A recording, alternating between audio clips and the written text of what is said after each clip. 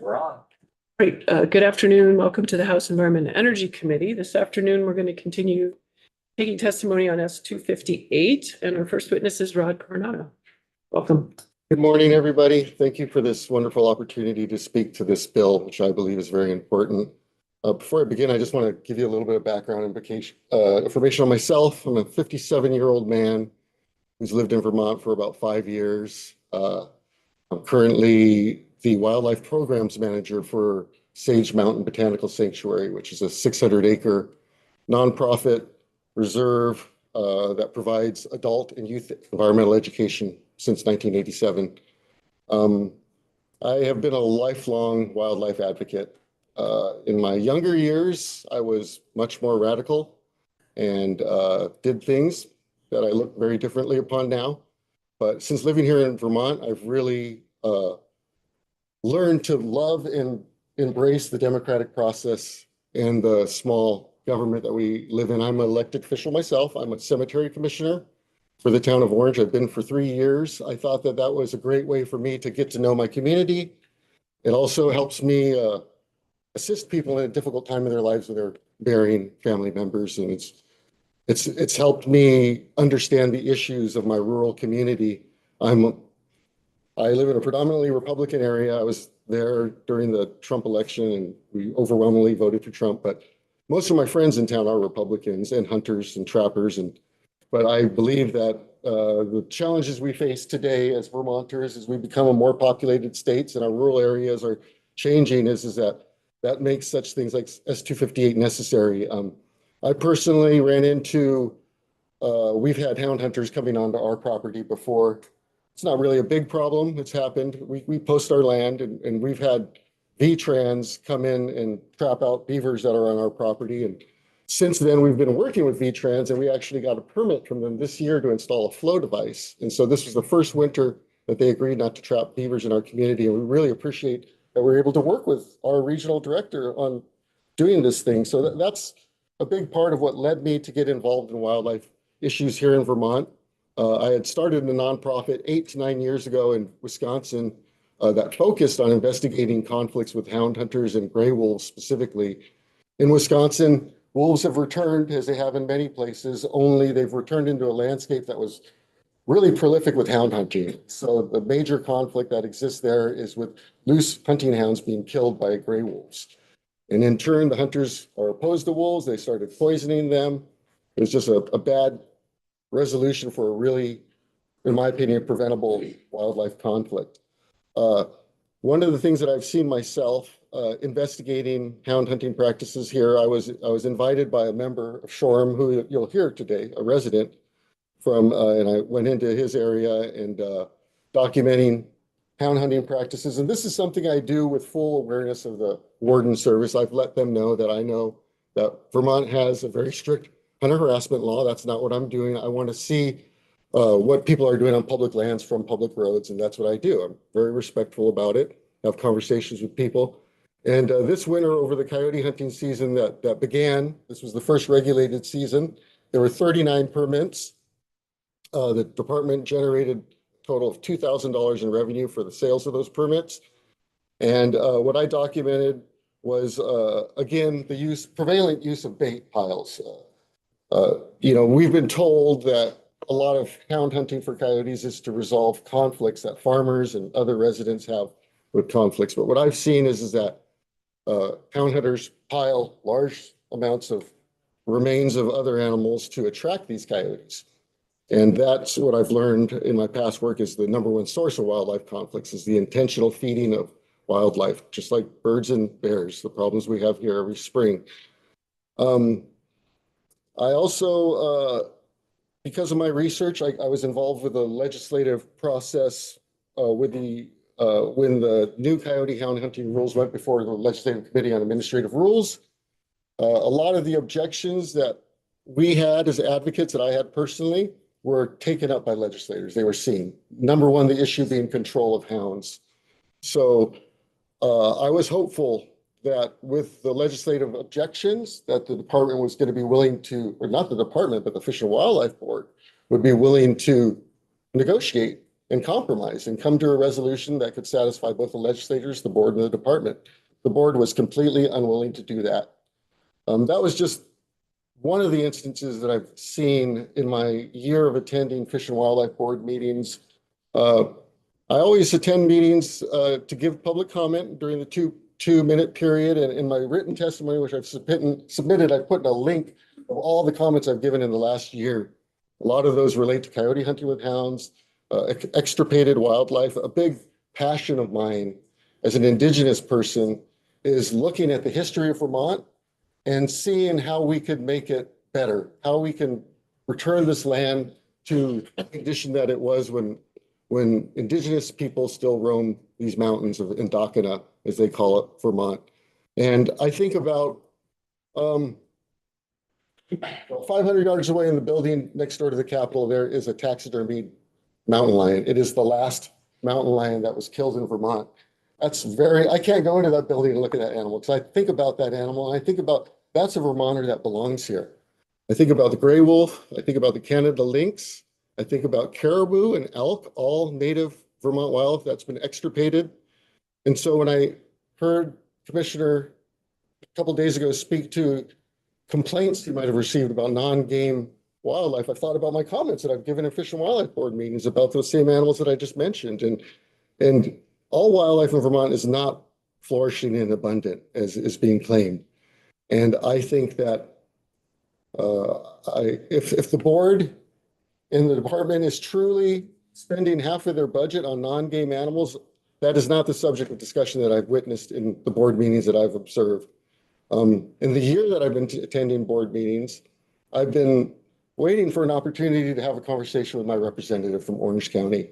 I've been the only member of Orange County that's ever goes to these meetings. And finally, in February, with the momentum of S258, I brought up that issue of why I believe S258 was necessary to the board. And I said largely that it was because that despite my having come to those meetings for a year, my board member still had not ever taken one moment in the break to come over and talk to me about the issues. Since I called him out on it, he came over, acknowledged that he hadn't spoken to me. We've ran into each other at our local coffee shop. I've invited him over to my home so he could see the work that we do.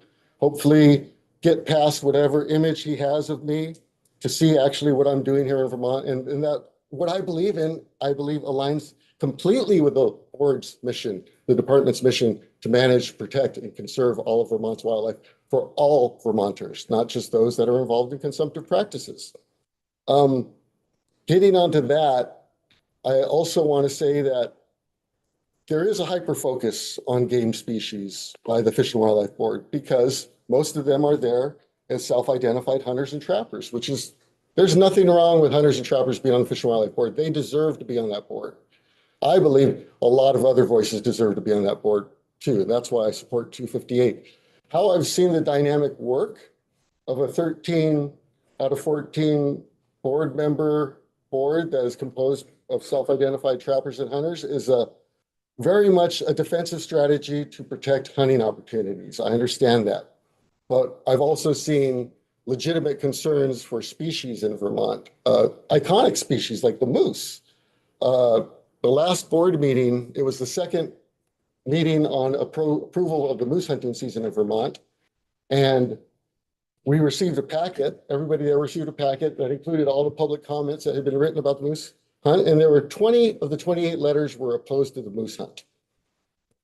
In neither of the conversations that the board had about the moose hunt in the last two meetings, was there any discussion that people in Vermont had concerns, overwhelming concerns, that this moose hunt was indeed addressing the winter tick problem, which we all know is a serious situation.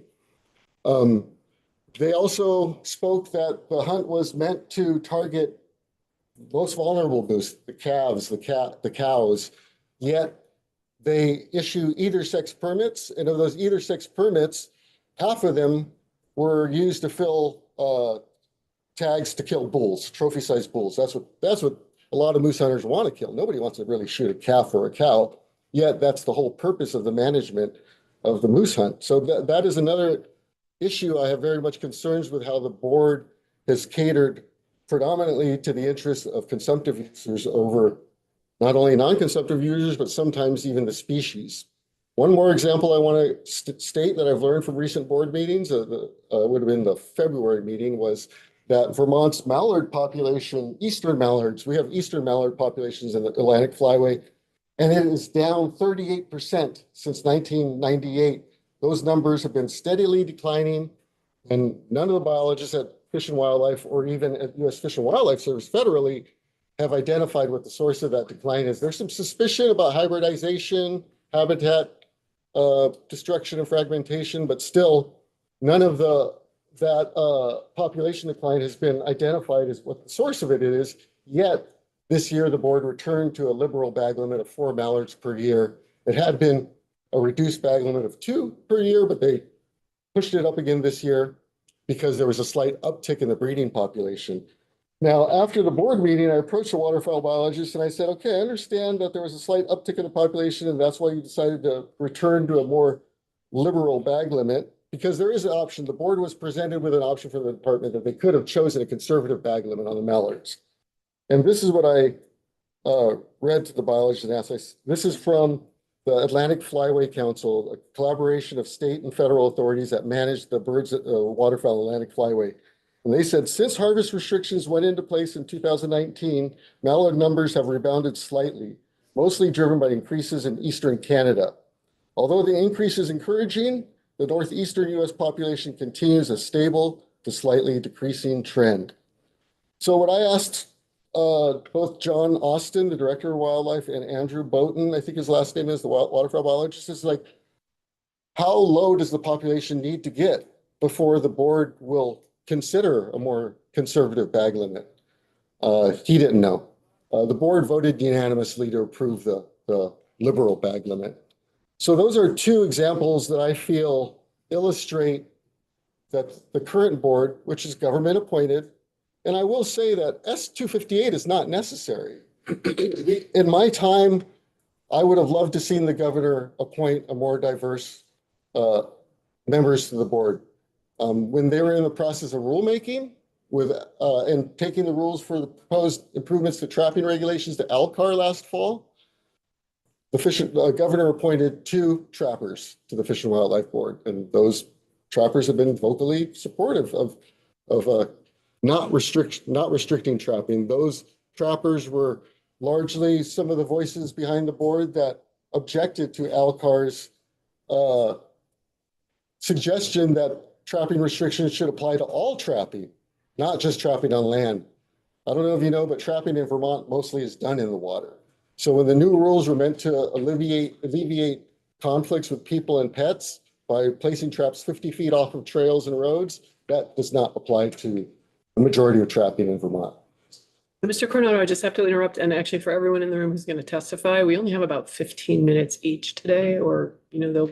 Where am I at about right now? You're bumping right up against it. You started about 5 minutes past the hour and we're at 1:18. I'm going to work on closing it up then. Great, thanks. I want to talk a little bit then about myself. I'm actually a consumptive wildlife user. As soon as I leave here, I'm putting my kayak on my car and I'm driving over to Rude Pond, which was just stocked 2 days ago. And I'm going to hopefully start the process of filling my freezer with trout, which will feed my family over the winter time.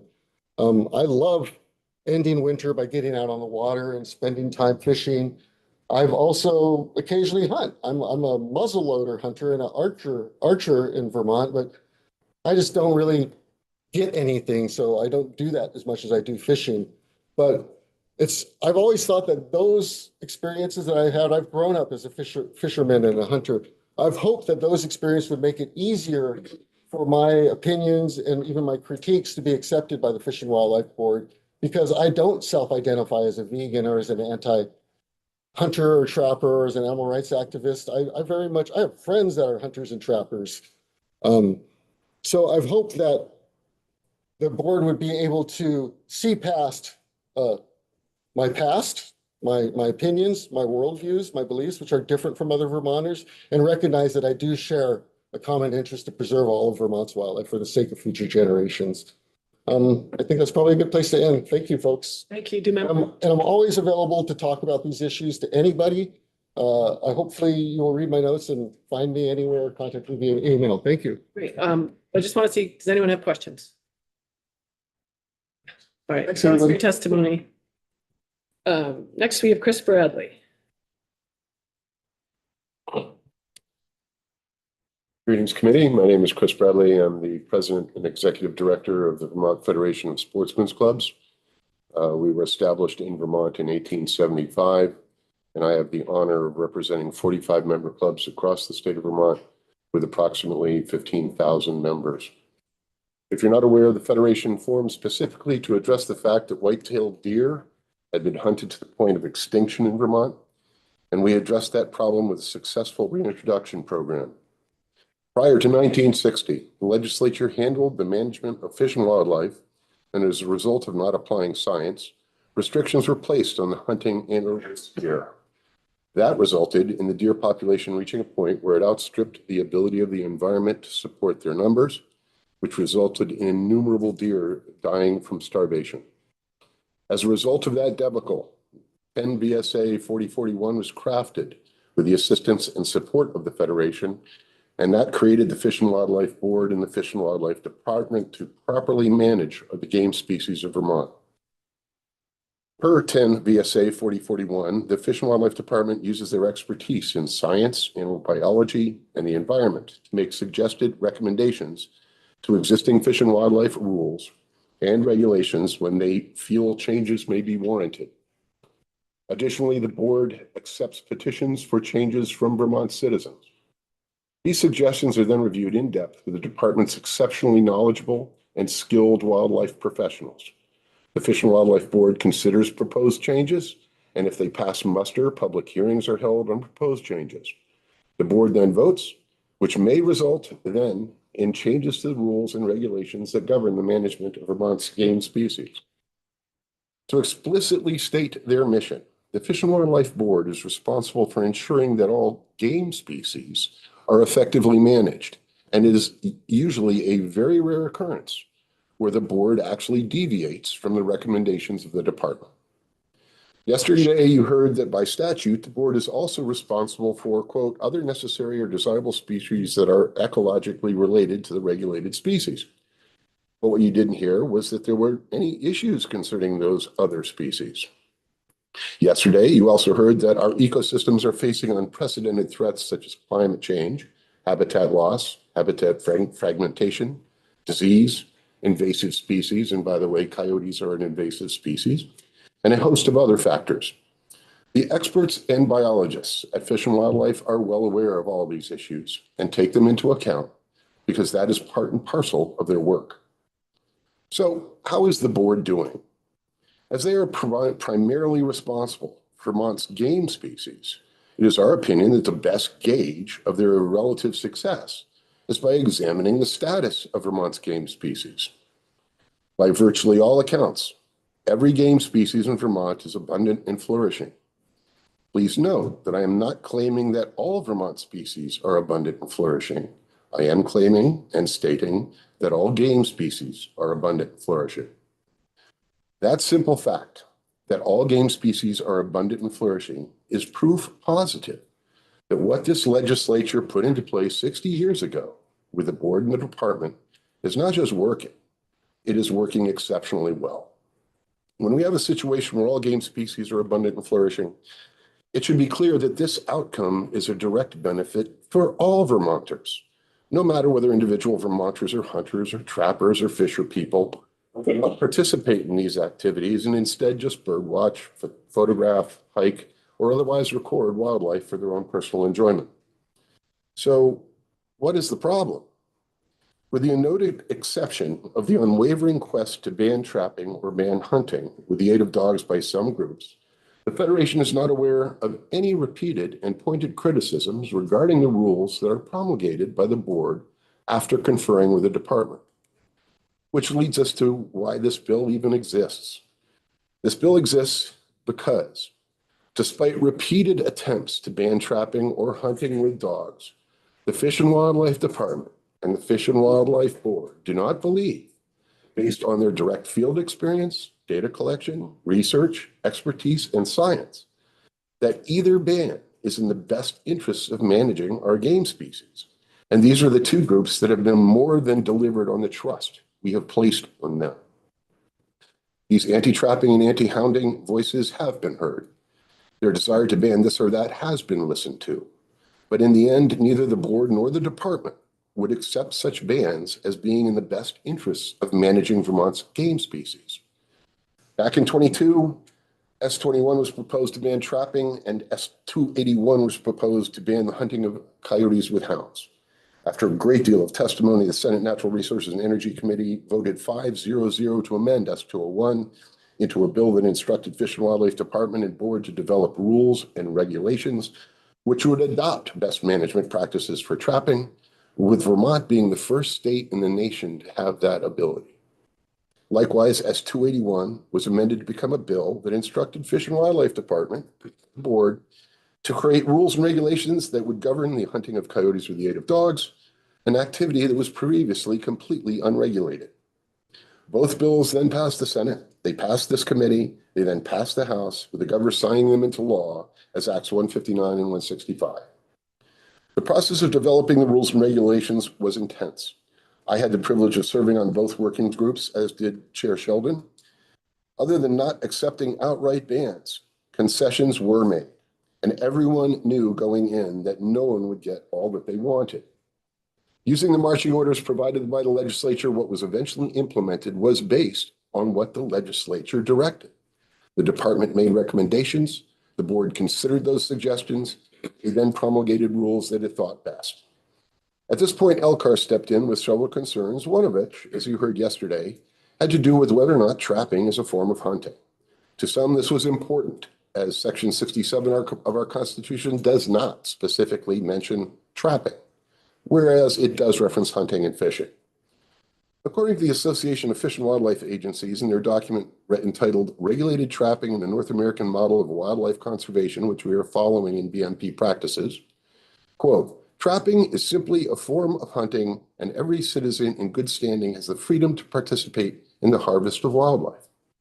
According to encyclopedia.com, most fur-bearing animals are harvested by a form of hunting known as trapping. As a result of the rules and regulations put into place by the Fish and Wildlife Board, a group filed a motion for preliminary injunction in Superior Court seeking to ban coyote hunting with dogs until their full legal challenge was heard. The Supreme Court denied that motion, and in so doing, made the following summarized results. One, the Fish and Wildlife Department did not unlawfully implement the coyote hunting with the aids of dogs permitting and seizing. Two, that the opinion of LCAR members that the moratorium was still in effect was not consistent with the language of Act 165 and the Vermont Administrative Procedures Act. Three, given the record it had to consider the plain language of Act 165 and the provision of the rule that focused on control and reducing conflicts, the board will likely be able to demonstrate that its definition of control is consistent with legislative intent. Four, the plaintiff did not provide any compelling evidence of irreparable harm. Five, the coyote hunting is consistent with legislative intent and public interest, as stated in the plain language of Act 165. And I don't know how I'm doing on time, but I've just got another page here. Years ago, this legislature had the wisdom to put the management of our game species into the hands of people who are knowledgeable and passionate to provide the best management possible. They have more than just delivered, and we should, at the very least, trust that they know what they are doing and that they are consistently have the best interest of the Vermont's game species in mind. Yet, when we instruct them to refine trapping rules and to promulgate rules to handle the hunting of coyotes with dogs, we stop trusting them. All voices are heard when considering Vermont's wildlife. There is, however, not much to compromise when some begin from a no-compromise position of banning this or that. Regarding changing the composition of the board, previously it was an honor to be appointed by the governor to this board. Each appointed person is carefully selected based on recommendations, their reputation, integrity, diverse experience, and knowledge of the outdoors and our wildlife, with each person subsequently vetted. If you were a sitting board member today, and even knowing that you could reapply, why would you even consider doing so? This bill essentially says that a sitting board member may not have been correctly chosen, that they may lack the full breadth of required credentials, with their past actions now being suspect. The mere existence of this bill calls the intelligence and integrity of every existing board member into question, with a looming prospect of having to be involved in a board where things are guaranteed to be even more contentious than they already are as a volunteer. So what happens when no one reapplies? Or whoever it is that can meet all the designated criteria doesn't want to apply? Conversely, we'll be forced to take the time to interview if hundreds apply. Regarding the harvesting of game, there can be no question that there are those that abhor deer hunting or antlerless deer hunting.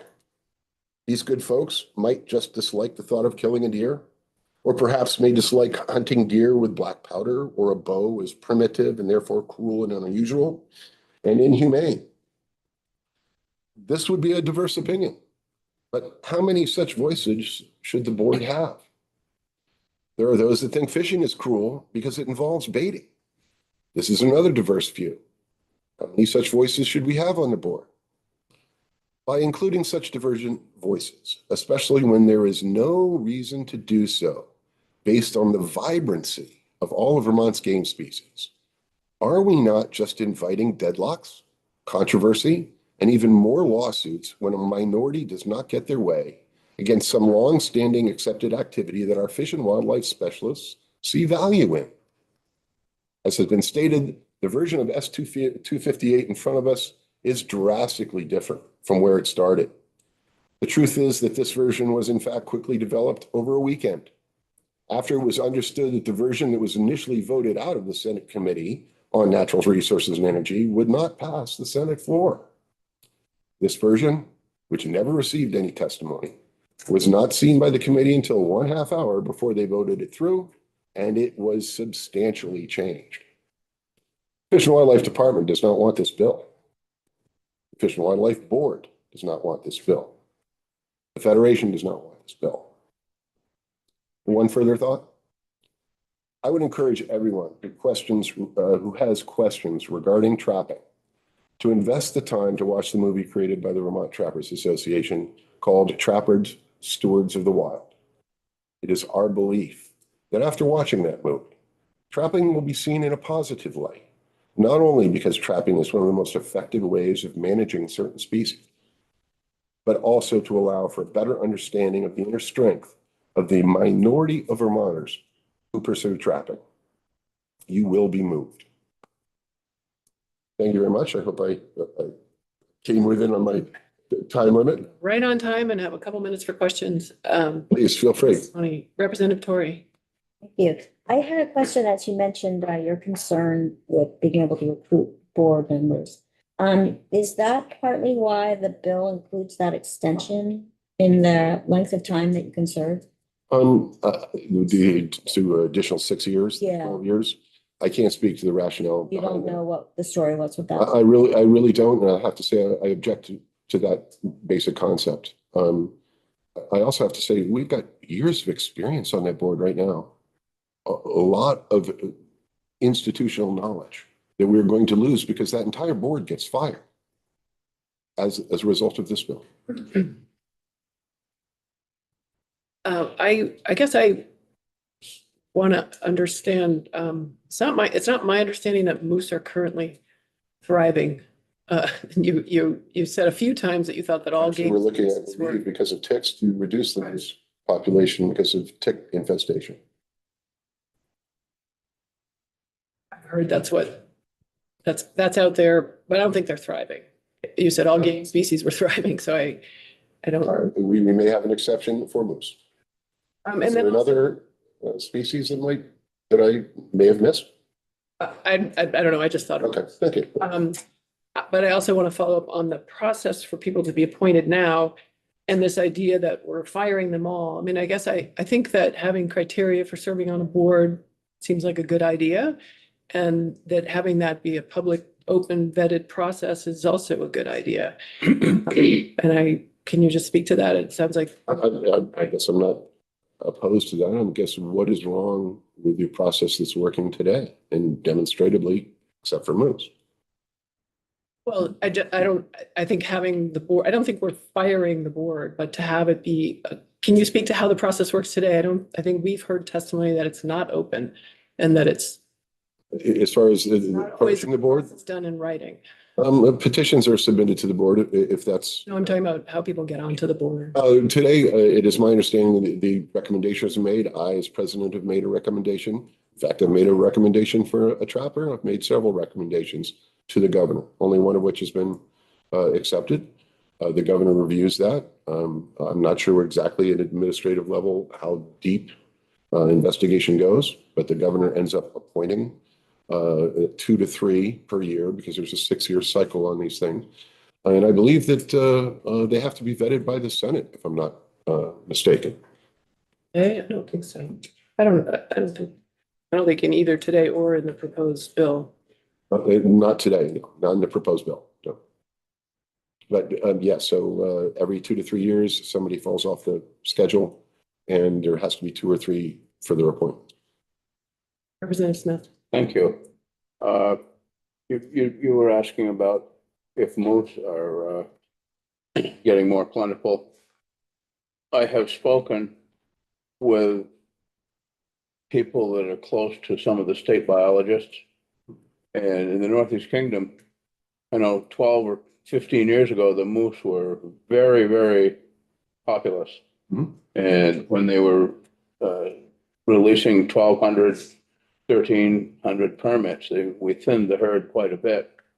And in the last couple of years, the moose herd is starting to come back in the Northeast Kingdom to the point where I understand that they would like to up the ante a little bit to balance it a little bit better so that the deer and the moose can exist together. Mhm.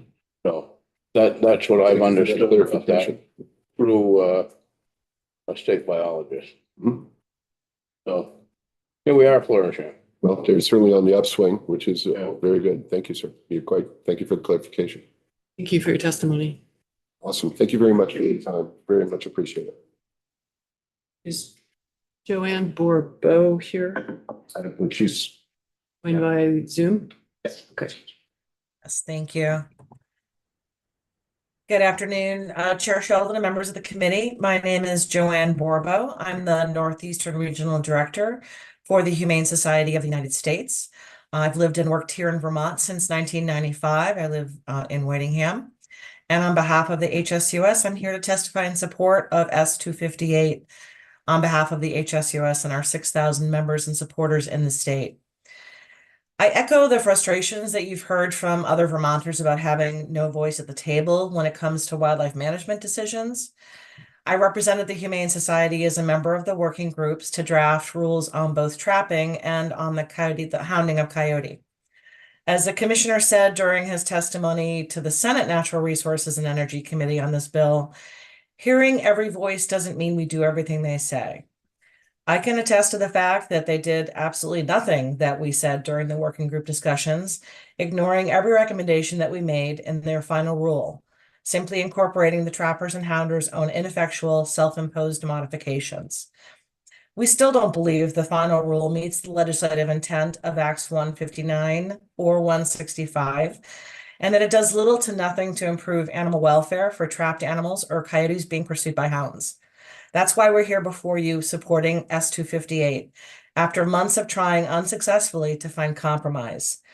We're in full support of a complete ban on coyote hunting, a barbaric practice that has no place in Vermont's bear chasing hunting model.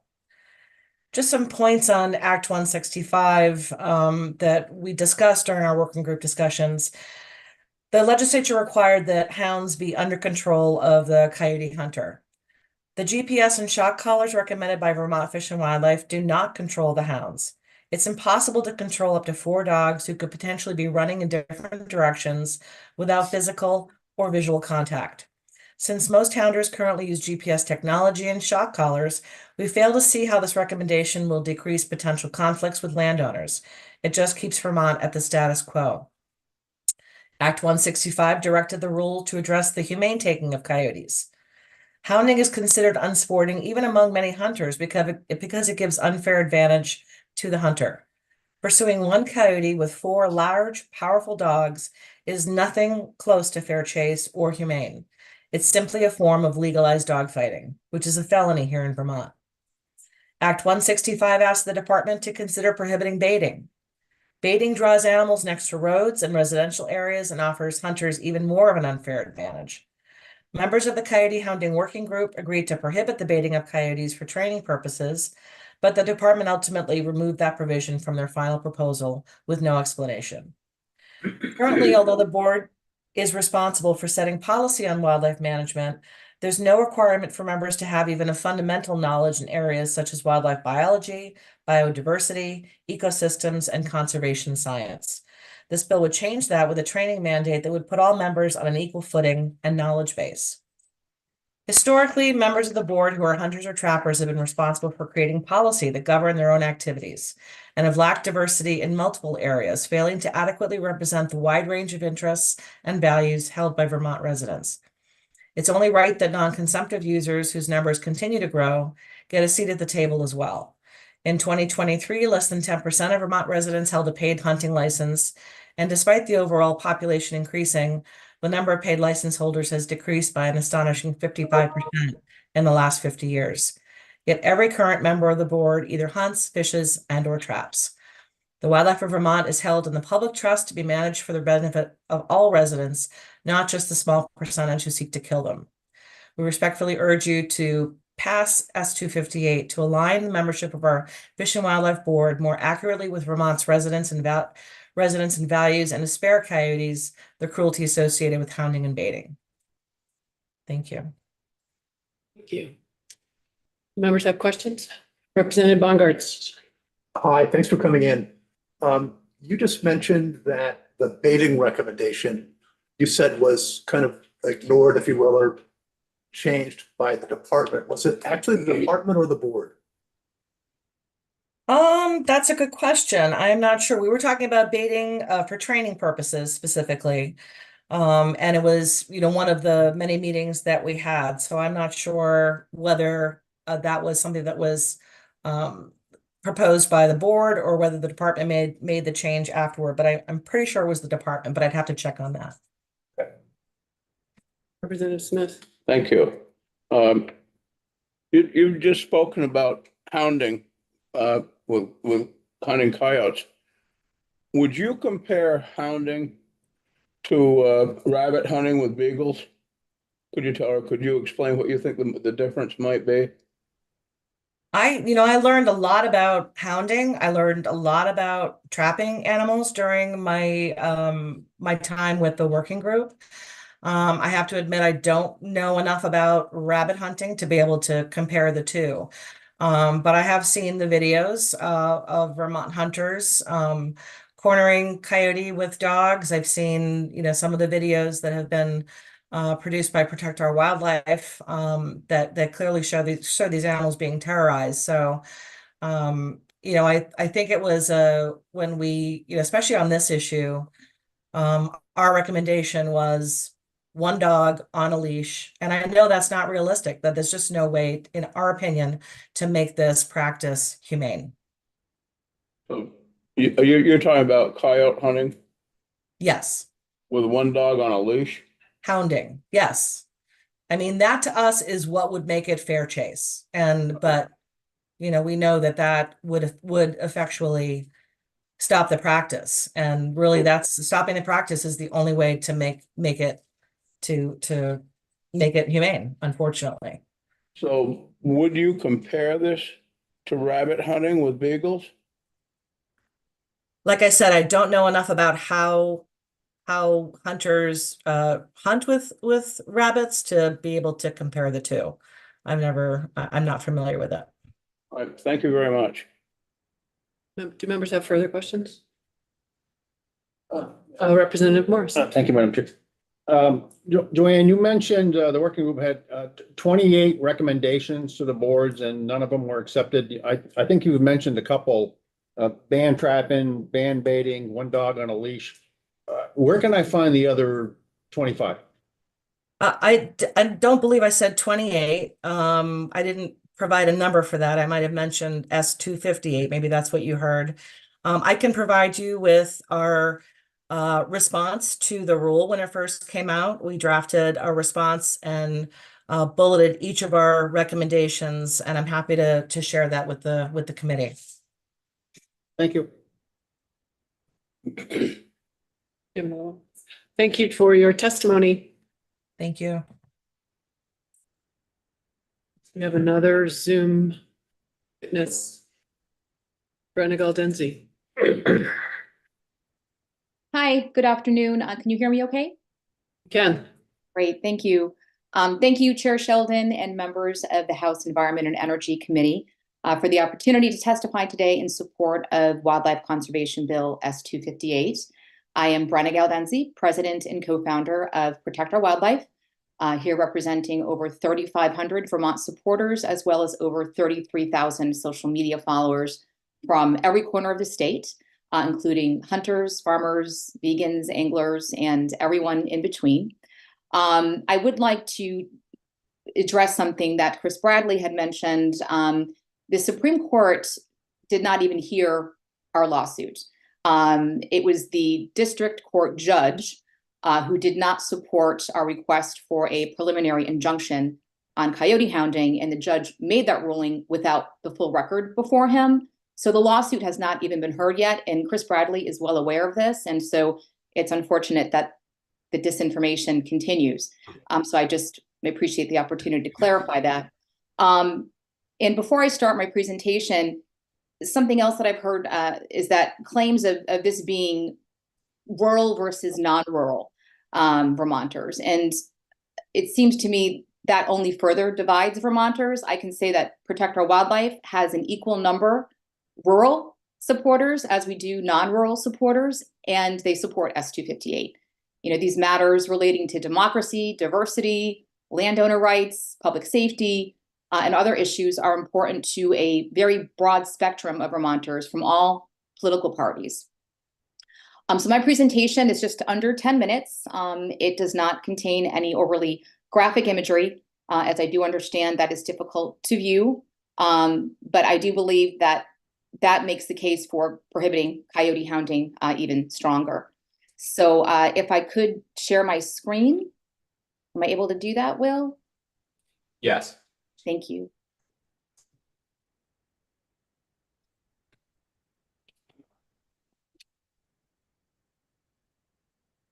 Okay. Great. So we support S258. It improves Vermont fish and wildlife governance for future generations, the environment, and wildlife. The Vermont Fish and Wildlife Board in its current form is a barrier to addressing major challenges. It makes public policy on our shared public resource, which is wildlife, without representation from a diverse public.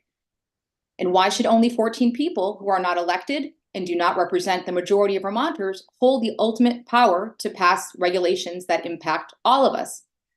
All members are either trappers, hunters, anglers, or hounders, and there is little to no diversity of values, politics, and other factors. And the non-consumptive public does not feel comfortable speaking before the board due to a history of hostile behavior.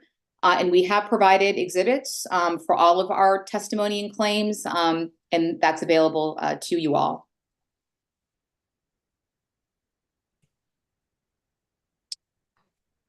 And the governor's board appointment process lacks transparency. I've been doing this work now for well over 10 years in Vermont, and has been documenting, consistent concerns with the board appointment process.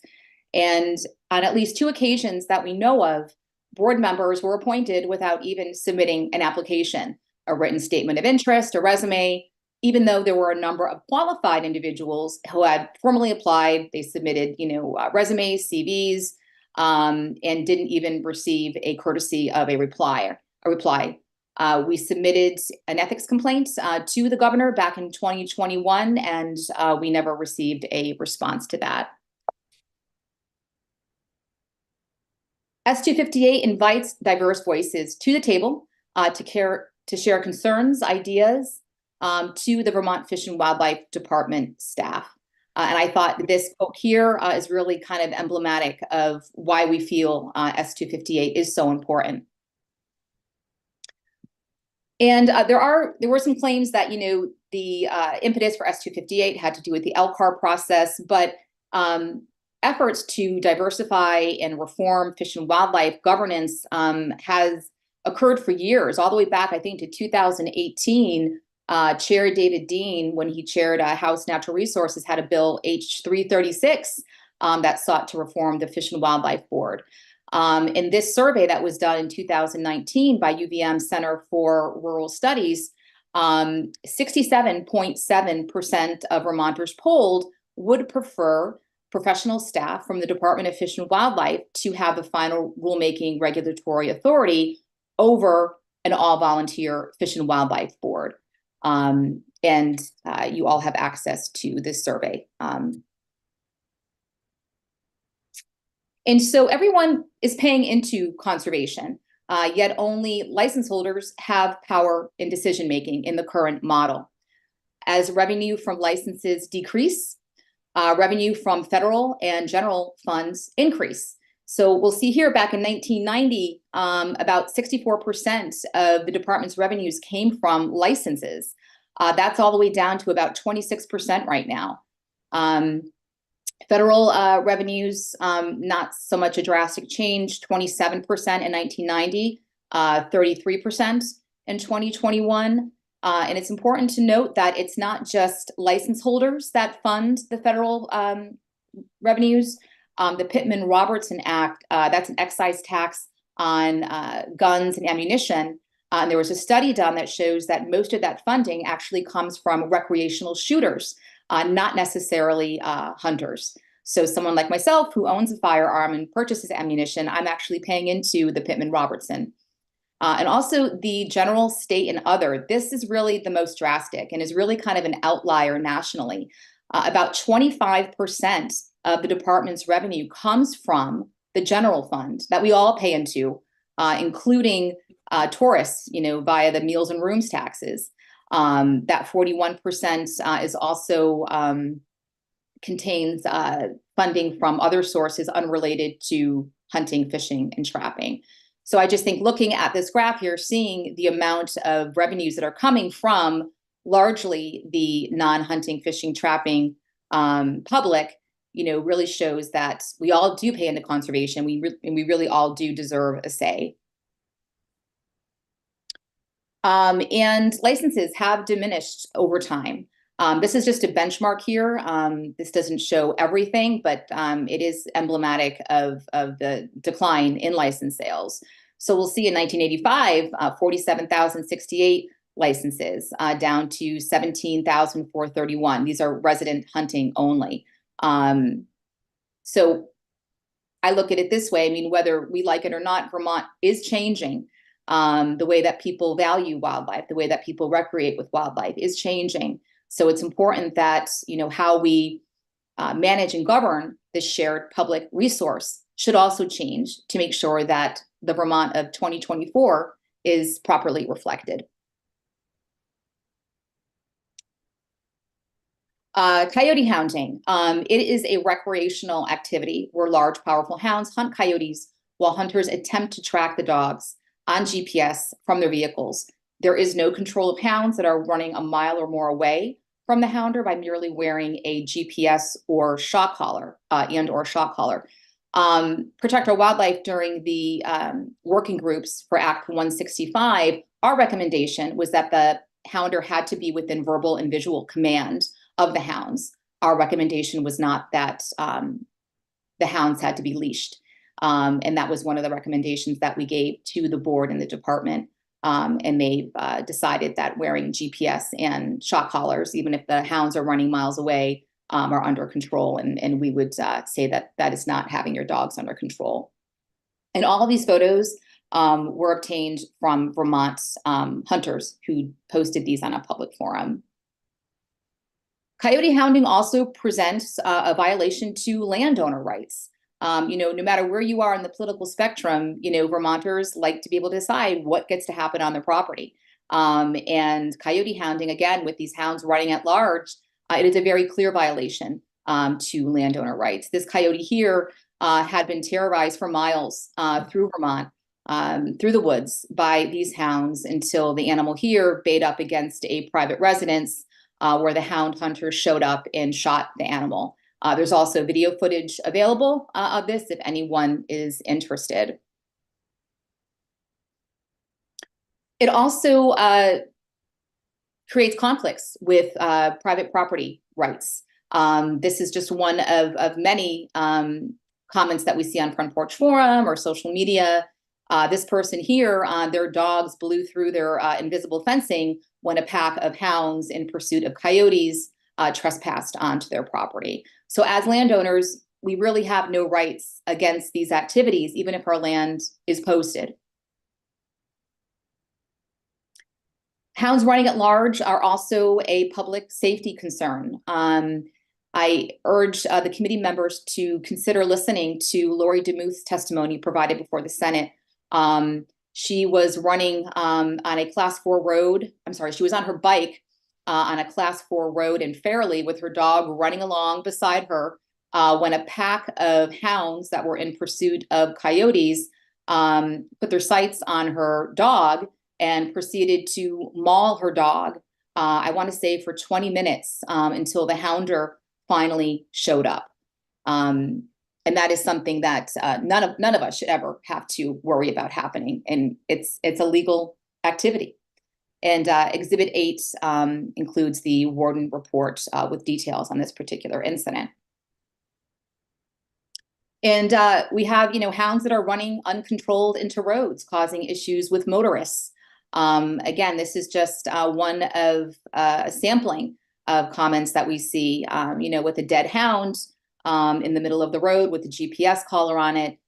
This person posted on a Vermont hunting page. There's a dead coyote hound with a GPS collar before the Bethel exit.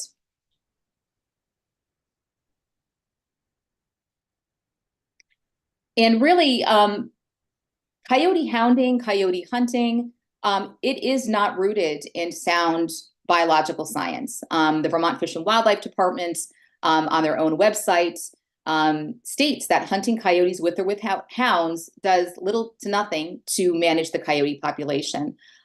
These two quotes right here are from their website. Coyotes that are hunted, it can actually increase the reproductive rates. Hunting also causes problems with the social hierarchy of a coyote pack. So if the alphas are killed, you've got a bunch of juvenile coyotes that are kind of running around, potentially causing conflicts with landowners where there wouldn't have been before. So coyote hunting in of itself is antithetical to Fish and Wildlife's own science, but this bill does not ban coyote hunting, only one aspect of coyote hunting. So this activity is not even rooted in sound science. And it's not just, animal advocates and wildlife advocates that are comparing this activity to dog fighting. The hounders themselves are calling out their fellow hounders for allowing their hounds to attack and maul and injure coyotes. This comment here was posted on the Northeast Hunting with Hounds Facebook page, where a coyote hounder is kind of calling out his fellow hounders for posting graphic photos like this on social media, and also allowing this activity to happen. This photo here was posted by a Vermont hounder, showing an injured coyote being cornered by 3 radio-collared hounds. So we are confident in our position that this is indeed dogfighting. And baiting draws wildlife into communities. So this is a photo here that was taken in Sutton, Vermont. Remnants of, animal carcasses that were left to draw coyotes into close range, at which point the hounders released their hounds on the pack to follow the scent. And Fish and Wildlife rightfully tells the public not to feed wildlife because it habituates coyotes and bears and other wildlife into communities and causes problems with landowners. So we are asking the department we have asked the department to follow their own science and to stop baiting. And as Joanne Barbo mentioned, during the working groups, it was our recommendation to prohibit baiting for coyote hounding. And during the working group, the department and the board, other stakeholder groups agreed that they would prohibit baiting. And then after the meeting concluded, don't know what happened, baiting was put back into the regulations as a legal method of taking coyotes. So it's just one of many examples of how these working groups really were not operated in good faith. And only 2 more slides here. Baiting coyotes also draws in domestic dogs who are mistaken for coyotes and shot. So over the course of just 2 years, there were 3 dogs that were feeding off of a bait pile set for coyotes and were shot and killed. This dog, Sadie here, wandered into her neighbor's yard and was mistaken for a coyote and shot. And I believe this particular coyote hounder admitted to killing over 100 coyotes over a bait pile. And this legislation, we believe, is a win for wildlife, for the public, for democracy, and for the future of conservation in Vermont. So that's all. If anyone has any questions, I'm happy to answer them. Thank you for your testimony. Representative Smith has a question. Thank you. I have a question about, I understand how you feel on coyote hunts with hounds. I understand that very clearly. What's your thoughts on rabbit hunting with beagles? I've spoken with a couple of rabbit hunters who hunt with beagles, and my understanding is that it's a very different chase, a very different pursuit from coyote hounding. It's my understanding that the rabbit tends to run less of a distance, and they tend to kind of run more in a circular motion. They do. I'm sorry? Yes, they do. You're right there. Yep. So in my rescue work, I've volunteered for a dog and cat rescue in Lamoille County for a long time. And, you know, I am familiar with a lot of the beagles that have come in and spoken with some of their owners or their prior owners. And I think that the activity is fundamentally different from coyote hounding. The dogs themselves that are used for coyote hounding are foxhounds, pit bulls, very, very large, prey-driven, tenacious, potentially dangerous dogs. We're talking dogs that weigh 60, 70, 80 pounds. I love beagles. I don't think you find a sweeter dog than a beagle. So I think there's some just definite differences between coyote hounding and hunting rabbits with dogs. It's not an issue that's ever been on our radar, nor do I expect it to be for those reasons. Thank you, Brenna. I appreciate it. Thank you for the question. Do members have any other questions?